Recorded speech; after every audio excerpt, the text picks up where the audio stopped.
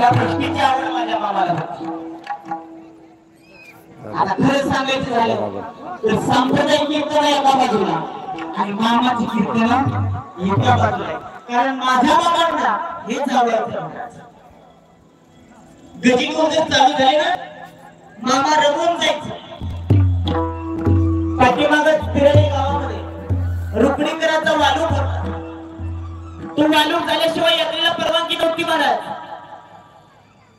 माझ्या मामाच्या आवडीची भक्ती आहे महाराज. फक्त तुम्हा मला कळायला पाहिजे माझ्या मामांना फारसं काही लागत नाही.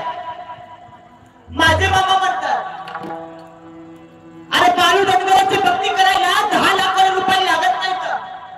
पण ऐका माफी मागून बोलतो मामाच्या दरबारामध्ये तुम्हीच नाही आणि मी सुद्धा आहे.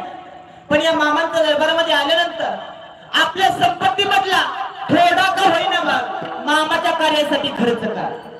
बघा त्याच्या पाठीमागचं कारण असं आहे तुम्ही जरी खर्च केला मामाला काही दान दिलं मामा कधीच तुमचं उधार ठेवणार नाही. कधी ठेवलं नाही आणि कधी ठेवणार नाही. कुणाच्या सेवेचा उधार असा आहे माझ्या संत सद्गुरू बाळूमामांचा दरबार. कधीच मामा कुणाचा उधार ठेवत नाही.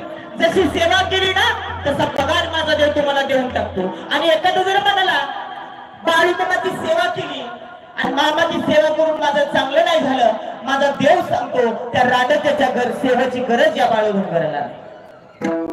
माझे मामा सांगतात अरे तुम्ही माझ्या दरबारामध्ये येता माझी सेवा करण्याचा म्हणजे बाळू धनगर उपकार करत नाही. तुम्ही जरी माझ्या दरबारामध्ये आला माझी सेवा केली तरी मला तुमच्या घरी जावं लागतंय. तुमच्या घराच्या सांधीमध्ये मला सर्पाचं रूप घ्यावं लागतंय आणि तुमच्या घराचं रक्षण करावं लागतंय. अरे रांडचं एवढंच नाही